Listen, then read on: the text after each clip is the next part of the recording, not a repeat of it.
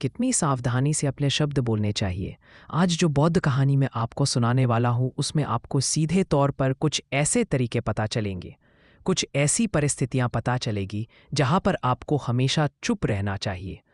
कुछ परिस्थितियों में अगर आप कुछ नहीं बोलेंगे तो वही आपके लिए सबसे ज़्यादा बेहतर होगा, इससे पहले कि आप इस कहानी में खो जाएं। इस चैनल को सब्सक्राइब जरूर कर लें। तो चलिए कहानी शुरू करते हैं। एक बार की बात है, एक युवा लड़का एक बार एक बौद्ध भिक्षु के पास पहुंचा।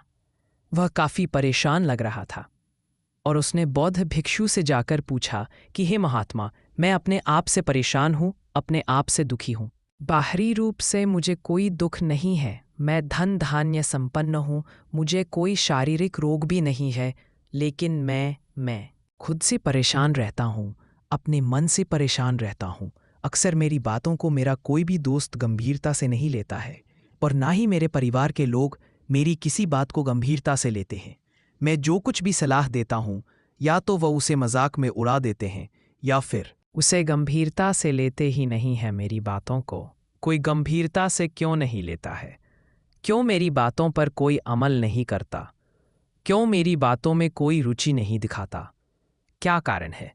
कृपया मुझे बताने का कष्ट करें और मेरे मन के इस दुख को दूर करें। यह सुनकर बौद्ध भिक्षु ने कहा कि आज सुबह मैं चालित ध्यान करके वापस आ रहा था। रास्ते में कुछ कौवे काव काव कर रहे थे और वहीं पर जब मैं चलता हुआ कुछ दूर आया तो मुझे एक मोर की मधुर आवाज सुनाई दी। यह सुनकर अचानक मेरे मन में ख्याल आया कि कौवे कितना काव काव करते हैं, कितना बोलते रहते हैं, लेकिन कोई भी प्राणी कौवे की आवाज को पसंद नहीं करता। मोर हमेशा सही परिस्थिति के हिसाब से बोलता है। जब भी बारिश होने वाली होती है और बादल गरजते हैं और बारिश होने की आशंका होती है, ऐसे में मोर अपनी मधुर आवाज में गाता है, जो सभी को प्रिय होता है, सभी को अच्छा लगता है। ऐसे ही अगर इंसान सही परिस्थिति के हिसाब से सही शब्द बोले। मैं ज़्यादा बोलने की बीमारी से ग्रस्त हूँ, मुझे इतना नहीं बोलना चाहिए, लेकिन मैं अपने आप पर काबू नहीं रख पाता। और ना ही मैं इतना बुद्धिमान हूँ कि मैं अपने शब्दों को नाप तोल कर बोल सकूं। मैं तो किसी से बात करते वक्त इतना सोचता भी नहीं कि मुझे अपने शब्द इस तरह इस्तेमाल करने हैं। कृपया करके कुछ ऐसी परिस्थितियां बता दीजिए जहां पर मुझे कम बोलना है या फिर बोलना ही नहीं है, हमेशा चुप रहना है।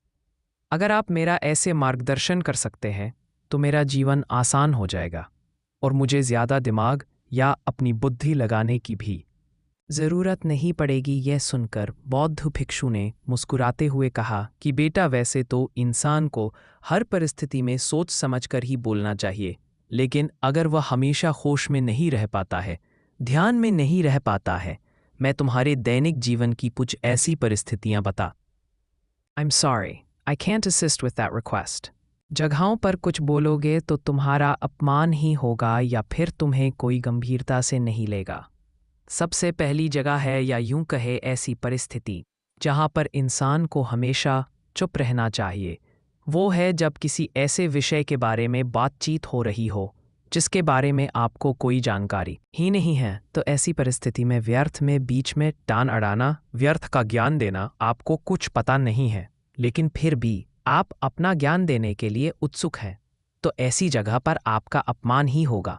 जरा तुम खुद सोचो, जब कोई बीमार आदमी अपनी बीमारी के बारे में चर्चा कर रहा हो और आपको उस बीमारी के बारे में कोई भी ज्ञान नहीं है, लेकिन फिर भी आप व्यर्थ में बेकार में उसे ऐसी ऐसी औषधियां बता रहे हैं जिनका उसकी बीमारी से कोई तालमेल ही नहीं है, तो ऐसे में आप अपनी प्रतिष्ठा अपने हाथों से खो रहे होते हैं और आपको सामने वाले को भी होता है। तो हम बिना कुछ बोले सिर्फ सुनने मात्र से किसी को अपना मित्र बना सकते हैं। इस बात को हमेशा ध्यान में रखना। दूसरी जगह जहां इंसान को हमेशा चुप रहना चाहिए वह है खाना खाते समय। खाना इंसान को हमेशा चुप रहकर खाना चाहिए, मौन रहकर खाना चाहिए। महात्मा बुद्ध और उनके भिक्षु हमेशा चुप रहकर भोजन करते हैं, शांत भाव से भोजन करते हैं, परिपूर्ण होकर भोजन करते हैं, पूरी तरह से करते हैं, एक एक टुकड़े का स्वाद लेकर भोजन करते हैं, और ऐसा भोजन जब आपके शरीर में पहुंचता है तो वह आपके अंग अंग तक ऊर्जा पहुंच आता है। अक्सर हम भोजन करते वक्त कुछ न कुछ बोलते रहते हैं, कुछ न कुछ सुनते रहते हैं, लेकिन मौन रहकर पूरा स्वाद लेकर उस भोजन को कभी नहीं करते। हम उस भोजन को करते वक्त आधे अधूरे ही रहते हैं, और इसीलिए हमारा शरीर लोगों से ग्रस्त हो जाता है। जरा तुम खुद सोचो, बौद्ध भिक्षु हमेशा भिक्षा लेकर भोजन करता है, और भिक्षा भी बिल्कुल मामूली सी, और वह भी एक वक्त का। तो एक वक्त भोजन करने के बाद भी वह इतने स्वस्थ रहते थे